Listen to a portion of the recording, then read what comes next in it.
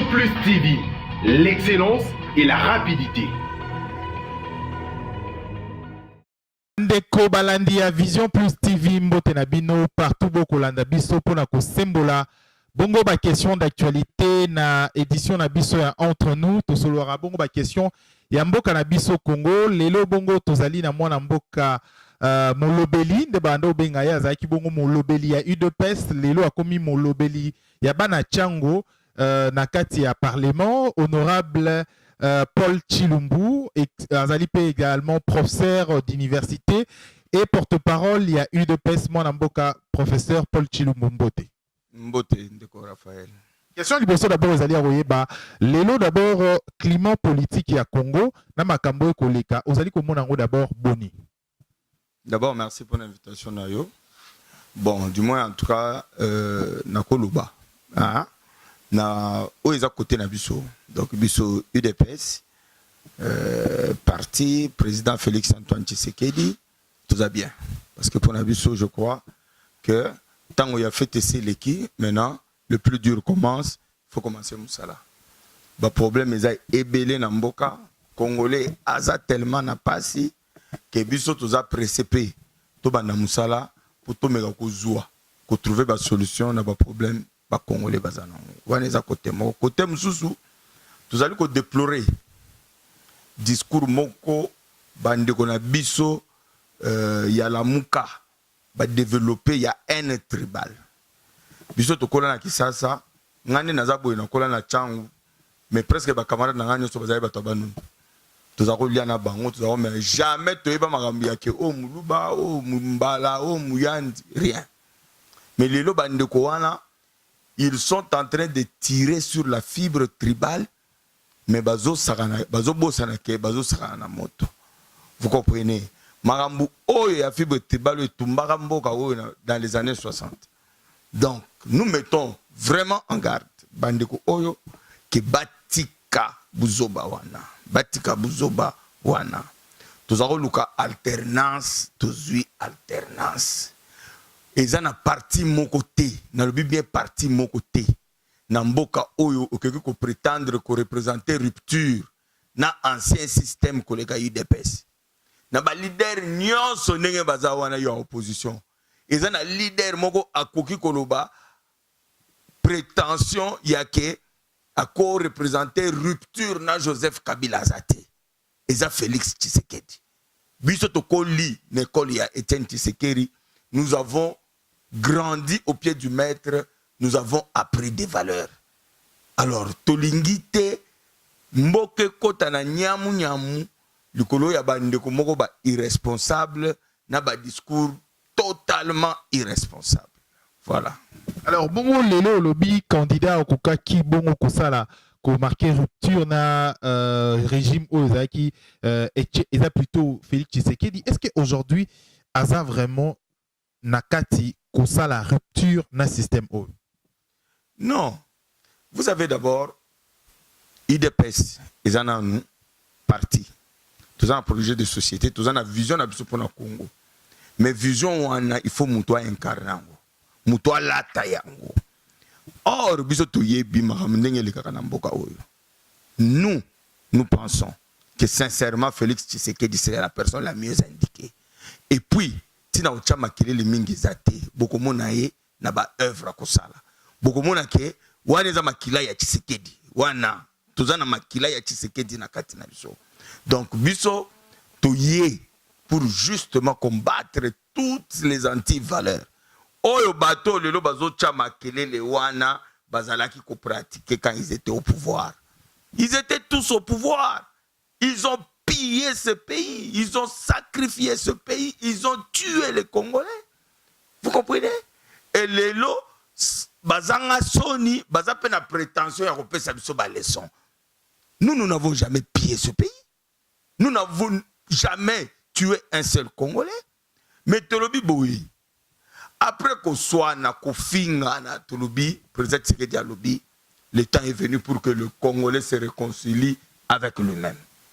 Parce que tant que bazo ba rupture, c'est comme si rupture est Joseph Kabila té. Rupture est Moïse Katumbi. Ah, mais rupture est Moïse Katumbi. Parce que Moïse Katumbi a géré avec Kabila. Il a géré 10 ans le Katanga. Nalobi, mais juste, même si on est baptisé à Bango, autant que tu baptisé Joseph Kabila, où est le problème? Besoin de tout là-bas, on a pouvoir comme ça, opposant. C'est nous. Katumbi a eu Pierre Lou, Nalobi, tu es opposant, Aza allié. C'est un allié.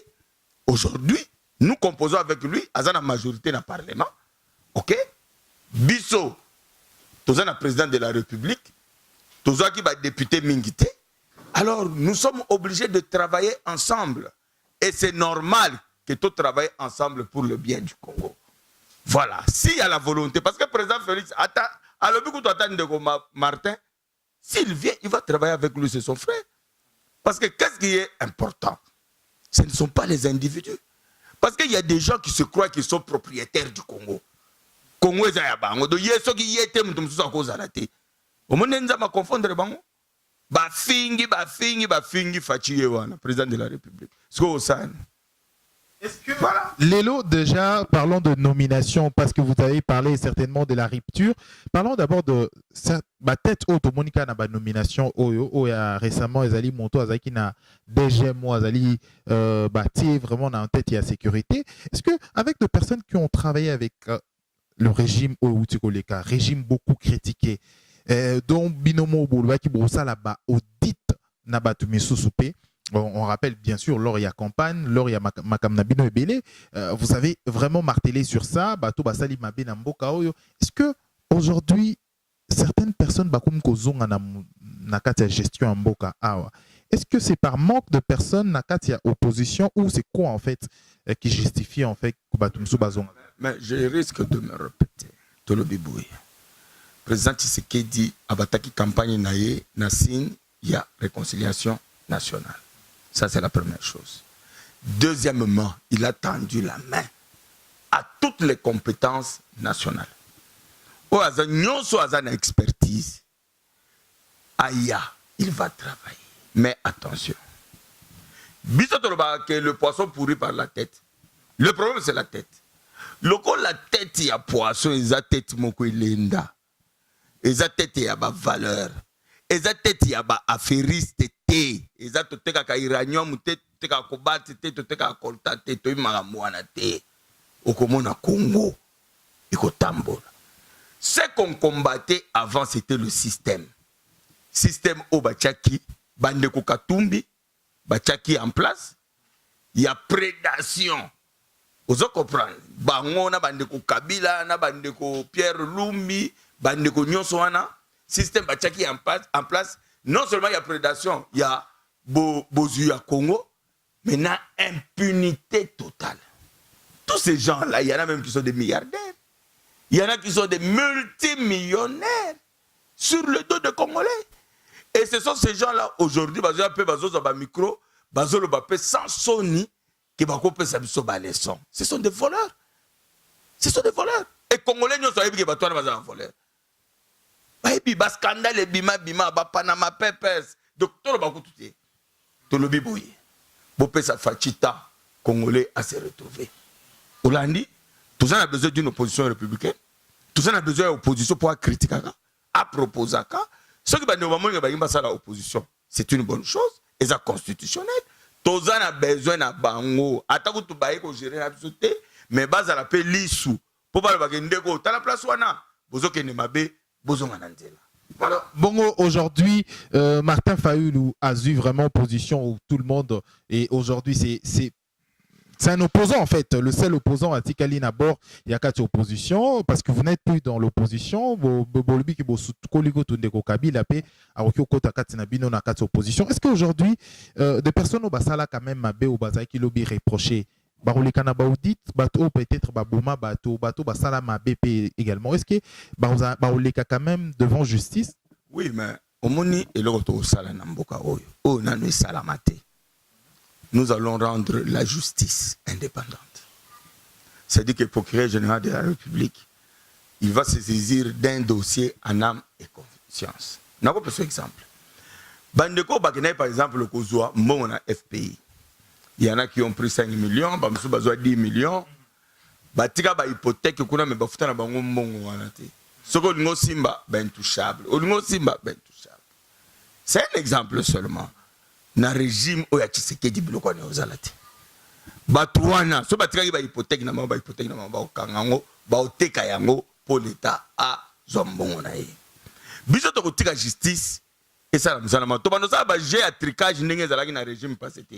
Ki ba monter au dossier moko boye et comme makambo politique pour ba tcha na prison parce que tu es en train de gêner. Non.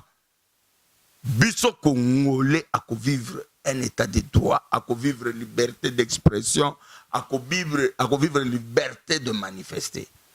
État de droit au biso, to sengi yangoana. Donc, biso, to lobi boy, justice à salam salana. Ce que justice a estimé, pas chasse à la sorcière, pas de motivation politique. Et ça te répond de ko le nenga zawana non, to comme ligne les boules que to éliminer politiquement au boy. Non. Mais ce qui a quoi il peine en béba, a pas fait que état de droit yangoana. Parce que mon net bateau bazar ça la incitation à la haine tribale. Les infractions mounine. Même sur le plan international, les crimes. Donc, bandikona bakeba. Vous comprenez? Mettre au la justice et ça me semble tout ça la chasse à la société. Ceux qui jugent à Moni, ou bien journal moko est dénoncé, juge à Moni que yon de yo ibi. Ceux qui balobi ba enquêter na makamna yo quand même. Et ça kanya kamboka. Et ça mongamboka. Donc voilà la vérité en moi. Et aujourd'hui, il faut que c'est une réalité. Vraiment, de côté, les mélanges n'a pas force nyonso que tribalisme, ils en a place dans pays où ils en a besoin et c'est développer tribalisme. Donc, tout nyonso bazali ko instrumentaliser ba jeune bateau, ba congolais pour na makambo ya ko solola makambo tribalisme. Mais vraiment, na ba formation politique nyonso, ils allaient vraiment et le moko et à côté les mélanges. Aujourd'hui, cette vidéo est ça la buzz et les canaux réseaux sociaux au bazali koyemba sur balou bazoye bomaye. Aujourd'hui d'abord personnellement en tant que congolais to longola non d'abord ce que vous allez ekolo to zali moyaka mongala na ebité wana na tiango pembeni mais ce qui lelo en tant que congolais d'abord au départ tant vous allez komona banzembo bongo lors d'une manifestation na bato ebele bongo vous allez komi lobela nini aujourd'hui. Non, mais ça sentiment il y a tristesse. Parce que Batouana, ou baza ko inciter bana wana, balingi Congo te, balingi pe Congolais te. Bolingwa Congo ezate, bolingwa Congolais ezate. Yo zotinda batu na haine tribal. Mais yo moko tant ozalaki na pouvoir. Ozwa kaka ba million tonga ba immeuble na Kisasa. Na mboka na yo, o bato ozotelemisa lelo ba ke no kufela yo na otonga ta école te. Au chata forage ya maïté batuba melaka mai. Ce que pas na yo kuna nzela mobimba oyo komona ngo c'est un grand village batuba zo na banda ku ya mabele na bapai. Quand nous souffrons au Congo, to pona ke kolote nzale pona ga muluba muyaka mupende mungala te. C'est tout le monde qui souffre. Quand on ne sait pas se faire soigner et pona ke kolote autant que tant que développer Congo ya lobby na Félix Antoine Tshisekedi to pona pe kolote. Tu peux développer Bandundu, tu peux développer Équateur, tu peux développer Province orientale, tu peux développer les Kivu, les Bas-Congo, etc. Donc, biso toni ba Congolais ba comprendre que buzo ba wana ya manipulation ya haine tribal na tina te po batuana bazaki na pouvoir awa ba scandale bimi awa ba million bazui batonga ata centre de santé na mboka na bango te bacha ata maya komela te babenda courant te lotili ke komati siko lelo bazo inciter batu na haine tribal pour na nini kaka po ba échouer na ba élection ndeko soko échouer na élection kanga motema 5 ans ezebele te ndeko kabila kutezaki 10 ans za omona ezebele mais amoni pesili to che président est-ce que lelo tozo alternance tozo alternance biso to ko organiser ba élection na mboka oyo bato bazo bake baza populaire o baganya kitango balubila yaka pe na preuve ndeli kambo catholique a koti na je batricage na bango na Moïse Katumbi wana biso to bibilo kwana biso za na katala muka biso to travailler na senuko wana to yebi réseau wana to yebi yango mais peuple a décidé les autres églises catholiques ils a réseau ya ba multinational ba lobingo ba na sima Moïse Katumbi wana bancho le nyonso wana bango pe ba koti na moi tribalisme na kati ouais on se comprend yo kazi que Genève au moni Genève wana et kufa poani c'est parce que tout ça ba lobi que candidat ko za muluba te c'était ça en fait. Mais c'était ça le problème. Quand Mouzitou yé moko landa vidéo oyo Fayulu yé moko azolo bake mutoya ko annoncer que Bemba na katumbi baponi que yé mutoza candidat opposition. Wana nanu basala ki élection te. Nanu basala ki élection te. Problème bango ezalaki que jamais Moulouba. Jamais Moulouba. Jamais Moulouba. Or Moulouba sala bango ni po Moulouba linga bango. Pona la mukano mona pe baluba bazakuna. Vous comprenez? Ce n'est pas par naïveté. Parce que Aza peuple assis à transcenda la dimension oyo ya kibonyama. Vous comprenez? Aza peuple à kanisaka. Autant que na UDPS tozali na ba vaillant combattant ya bandundu. Soko ke na bandundu nyonso na okuta ba drapeau okuta ba fédération ba drapeau eso pepa. Ça veut dire que nous sommes un peuple, nous sommes une nation. Vous comprenez? Tokoli ngate batuana ba ila biso buzoba ya un tribal na mboko toboyi. Muto tokokanga. Oyo preuve kozala, qui que tu sois. Tu vas répondre de tes propos. Tu vas répondre de tes actes. Un de ces quatre, est-ce que certains opposants au branche de la formation politique ont déféré devant la justice? Non, c'est-à-dire que Toyo bazali ko sala, ko inciter na un tribal. Soba kangio, il faut répondre. Il y a déjà des meurtres. Batu bazo kufa déjà. Na bandundu bakufa ki na changu. On est en train de tabasser les Kassaïens là-bas. Il y a Tchango en fait. Justement, on a dénoncé Yango. On a dénoncé Yango. Et je crois que Moutoualiki l'État n'a pas cassé. Yoza Eli ya Tchango. Makambo ozo le kana Tchango babeti basali bobazuki soza Eli ya Tchango. Qui sont to o bazo tinda yango o bazali ko instrumentaliser yango. Batu bazami balé. Au bazali à la base instrumentalisation wana. Eza Martin Fayulu, ezali Adolphe Muzito. Bangonde mutu baye na discours wana ke baluba baboto libiso pouvoir na biso. Oyolani interview ya Muzito te. Alobi nini bazo organiser déjà ba cellule de base. Ba cellule de base eza ba cellule tribal. Ozo comprendre ba cellule tribal wana o bazako yemba mukolo wana. O boma muluba tika nyoka. Ozolanda, bazo organiser ba cellule wana pour ba créer chaos, ba créer guerre tribale na mboka pour ba kanisi ke ba ko profiter na batu na bango bazo soutenir bango baya ba renverser régime bazo pouvoir na makasi. Or Congolais za naïf te. Il se trompe. Il se trompe. Donc na ba Genève ba déployer qui machine des millions et des millions balongi Congolais te. Katumbi kanisa ke ga somba Congo mobimba. Akogide. Mbongo ezana ba limite nango okoza na ba millions mais soko zangi batu yo moko omona kake osimbate. Moïse Katumbi, Jean-Pierre Bemba, est-ce que Nakati so il est là aujourd'hui se disent bon écoute baro travailler na Fachi, est-ce qu'ils sont le bienvenu? Voilà ton point de vue na ngato ya Fachi te ngabe na batu wana vomi basa na opposition hein baluka to bunda lisusu pona nga mais na yebi ke Fachi alobaki au travailler na ye mais pona nga wana point de vue na nga en tant que Pochulumbu te bandeko wana bape manana hein bape te basali mabebele na Congo basali mabebele na Congo au moins biso za ina bango to travailler na bango il croyait qu'on était naïf vous comprenez toke na Genève bazo bibiso ozorana bazo bibiso pena basali ba tricage na bango bajina bango basala ya ba passe wana basali ba tricage. Or babosani ke Fachi akola na école Etienne abendeli bango alobi bon ça va na ola kisa bango babeti cash na caméra toke na élection Fachi a gagné papa biso to préparer élection biso to za ba PV est-ce que la Mouka a préparé l'élection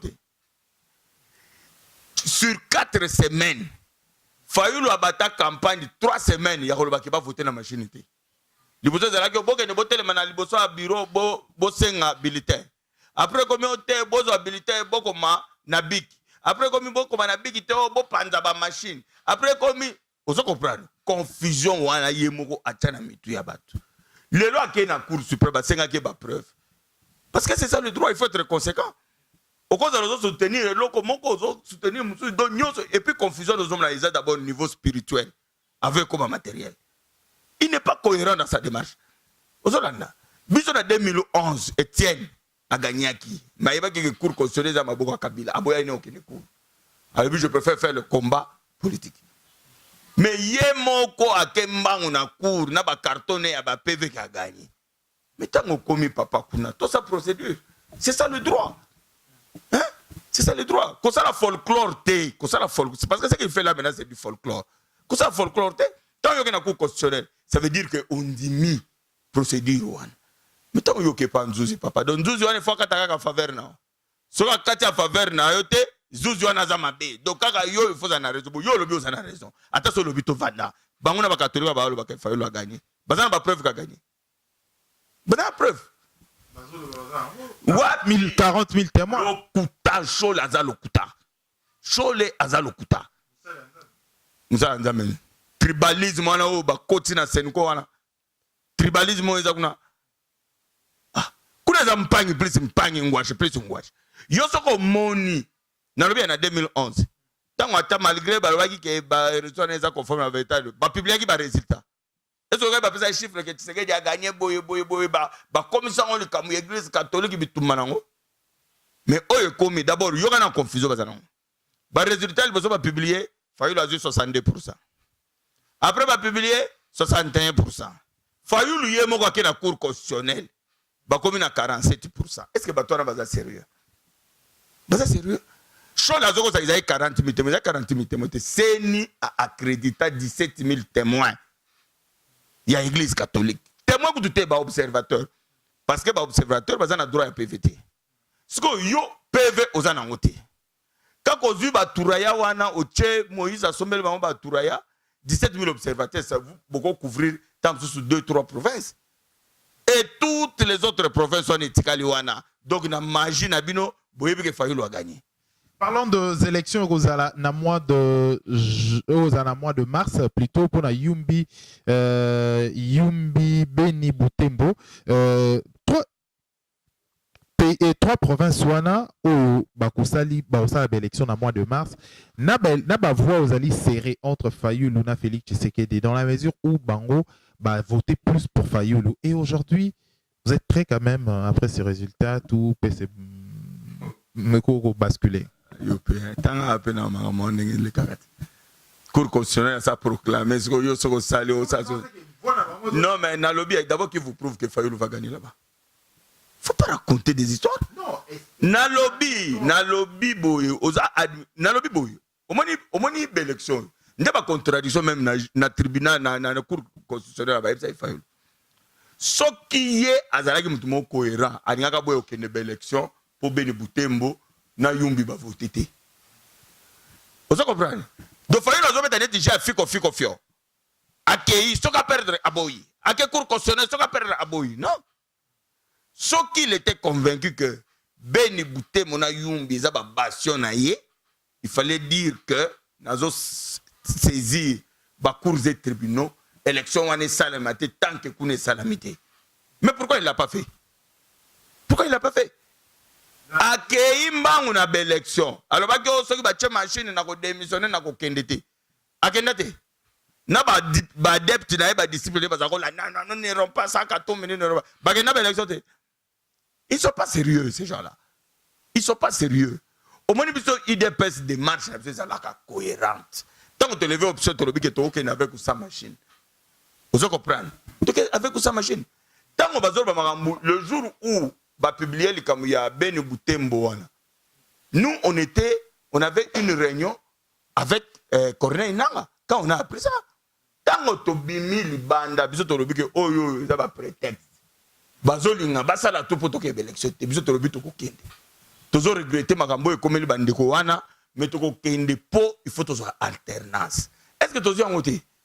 Mais bon, il m'a appelé batouté, papa. Bon, il m'a dit, IDPS a une vision à aigle. Bon, il m'a dit, il m'a dit, il m'a dit, il m'a dit, il m'a dit, il m'a dit, il m'a dit, mais papa, soko poli. Au poli. Est-ce que tu as tumba Congo pour Katumbi azonga Congo? Katumbi a sali la Congo nini? Katumbi. Sincèrement. Bemba a sali la Congo nini? Souvenir nini ataban Équateur bakoza nango ya Jean-Pierre Bemba na mboko. Souvenir nini? Muzitu ye wana. Asalela Congo nini? bango nyonso wana so bakomi na bokondi ezakaka copier kotonga ba immeuble sur le dos des Congolais. Mais le Congo a eu chance. Il dépêche comme na pouvoir. Bon pesa biso temps to l'accepter que biso to zaban etenti c'est que nous allons diriger ce Congo autrement. Alors, est-ce qu'aujourd'hui, par rapport à ce qui se rencontre dans les réseaux sociaux, est-ce qu'aujourd'hui, Félix Tshisekedi, le 5e président de la République, a une autonomie, a une attribution sur le président de la République, a vraiment Monsala Nyonso Esengi, président de la République, le Nyonso président de la République, Azaranango, et Zali Nae. Dans le bien, hein? Excusez-moi, maintenant, revenir pour battre la mouka, Hermongo. Ils ont un propos, monsieur, à la limite vraiment de la stupidité. Parce que quand vous affirmez des choses, vous alléguez des choses, il faut les prouver. Ils ont un ça. Au moins, armé, ils ont l'État. Vous avez pourtant, vous avez une question à François Mwamba. Au moins, service, au moins, en Erwana, ils ont un service public. Ils ont l'État. Au moins, la police, ils ont l'État. Au moins, le loi IDP, ça a un pouvoir. Ako que nos oies nani armée na yena correcte pour l'IDPS cash. Bon, l'IDPS leader. Fati. Problème est attaqué, cash, mais leadership est IDPS. Dans le Bible.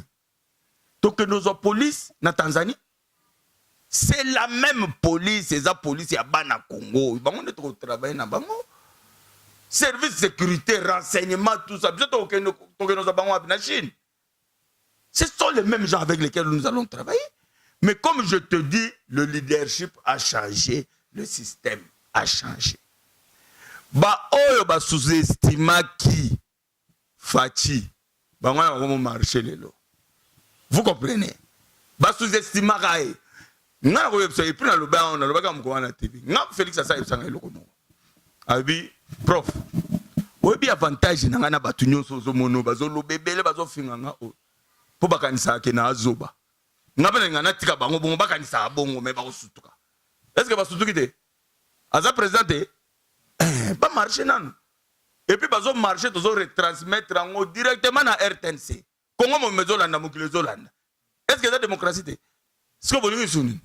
Est-ce que yo kaki gaz lacrymogène betaki kuna? Izati na suka bongo. Papa, biso toza ba Etienne. Toza ba Etienne mais ko bomate, ko bukate, ko benga na meurtre très. Oh boma muluba to kanga bino. L'État a kosa musana. Vous comprenez?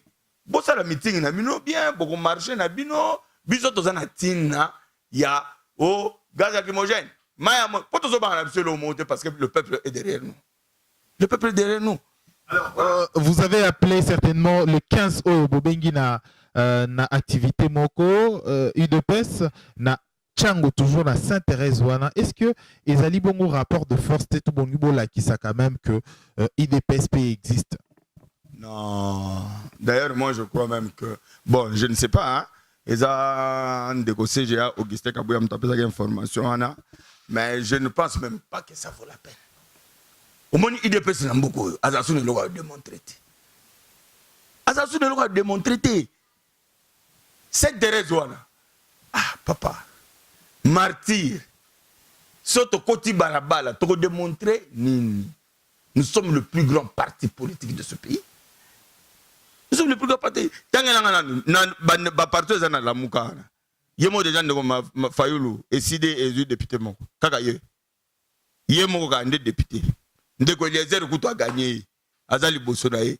Yé Azam Tassima. Vous comprenez? On est leader, vous avez leader, Azam populaire, boyna boy. Ça, ce sont des illusions. On va vendre les bateaux. Bazan a plan. Likamouza na mboko isa ba contrat minier. Contrat minier, likamo ya code minier, ndezo boma mboko ozomona. Lokola bango bazoi déjà ba engagement na ba minier na bango ke soki ba ye ba ko zongisa. Code minier à Kala, sombi ba média, soko moni kutu. Imagine-toi Union africaine, RDC, la Cour constitutionnelle il y a RDC. Ils ont et proclamé le résultat définitif. Le chef d'État va proclamer nanu bisotoya. Tu t'imagines un peu niveau où il y a corruption, où ils en ont. Mais le peuple s'est déterminé. le peuple a voulu avoir un nouveau leadership. Ce n'est que justice.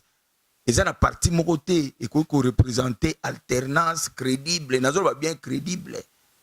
Ndeko fayu lukutu kaka voix moko ya pamba zaki nango na 2007. Ateka ngona Kimbuta, Bombola échoua. Yo kasi bemba bosana lika mwana. Soki mutu akoteka voix, une seule voix na ye, ateki yango. Bongo so bo pesiye mboka osani. Hein? Est-ce que mutu na crédible? Alors, parlant de prisonniers politiques, dernier point, il y a Franck Diongo, ou Azali parmi les prisonniers politiques, ou Azali vraiment emblématique, mon amboka honorable Franck Diongo. Aujourd'hui, est-ce que vraiment, toi, on a configuration prisonnier politique emblématique, avec Félix Tshisekedi comme 5e président, qu'est-ce qu'on espérait quand même? Absolument, le président l'a dit. Le président l'a dit, on libérer Bango, n'est-ce pas? Assigné ministre de la Justice, il a eu un dossier, il a libéré Bango sans problème. Il a dit même qu'il y a un cachonnion, soit Mike, un air, service spécial, boyna boy, konyoko là-bas congolais, au kanye moutou, asali, inane, basambisaka été, non, c'est fini ces histoires-là. C'est fini. On va douter dans Félix Tshisekedi, on a kemboka au décollage dans les banda. Ceux qui ont boulé que, il y a la guerre tribale. Non, mais nous avons d'abord un mandat. Maintenant, tout ça dans l'état des lieux. Après, tu peux poser ma base. Et puis, Congo est décoller. Voilà. Alors, nous avons rappelé un bateau, qui bongo, na plateau na biso, professeur des universités, professeur Paul Tshilumbu, Azali, honorable candidat, et plutôt Azali, député élu dans la circonscription, il y a Tchango, Azali peut également porte-parole, il y a UDPS. Tout comme dans cette édition na biso, on a eu milliard de Congolais qui sont en biso. Milliard de Congolais en biso, tu sais, ça va mon kaka. Bolingo ya Congo, na bolingo ya Congolais. Ndezala, leitmotiv na biso. Toboy tribalisme. Toboy tribalisme, to telemeli tribalisme. Tout ça va Congolais, to kola na mboka oyo, to liaka biso kutu baluba to ma olia fumbu. Hein? Mouyaka koma olia chibelebele. Ozolanda, ça veut dire que ba culture et sangana to bala na kutu. Muzitu mwasi na za muluba. Olandi, Félix mwasi na za ya Kivu. Tu comprends? C'est ça le Congo obsotolingi yango wana. Congo ya tribalisme toboyi yango. Congolais nyonso abo ya tribalisme partout où azali. Partout où azali. Ce qui ne peut pas d'ailleurs tant que le ma vérité désir nana expliquer peut-être que procédure yango a osale lango eza ya ndenge pour procédure e bana ya la cour constitutionnelle. Siko o azolu kasko asala alinga sani. Na ko pas de tant que le procédure bien ne besoin beaucoup tant na batuna bango. Hein? Vérité désir nango procédure nango ozane. Non, atika la distraction. Pas jamais élection, ils ont tourné. Tout travail pour le Congo, tout travail pour le développement Congo. Tout chamaï, tout courant. Bana bakende classe batanga. Ozolanda, état de droit, démocratie to bundela yango wana. Omona ndenge Congo comme lengi. Hein? Merci Naroleka na plateau na biso et pendant toutefois to Lukakayo vous êtes toujours disponible na invitation à biso. Merci. C'est moi qui vous remercie. Ça n'est fini pour cette édition d'un plateau spécial entre nous. Il y a Bissou Congolais, tout simple la question d'actualité, mesdames et messieurs. Bolandi Bissou partout. Vous s'abonnez massivement na entre nous Congo Live. Esaïe site na Bissou et Asika. Et bon, on la paix. On a vision plus TV pour na Kolanda. Toujours la question d'actualité. À tout moment pour na Koyoka. Vous symbole la question d'actualité à Bissou. Je rappelle que les lots, tous qui bongo Molobeli. Ne bongo babing akae. Professeur Paul Tshilumbu. Azali bongo.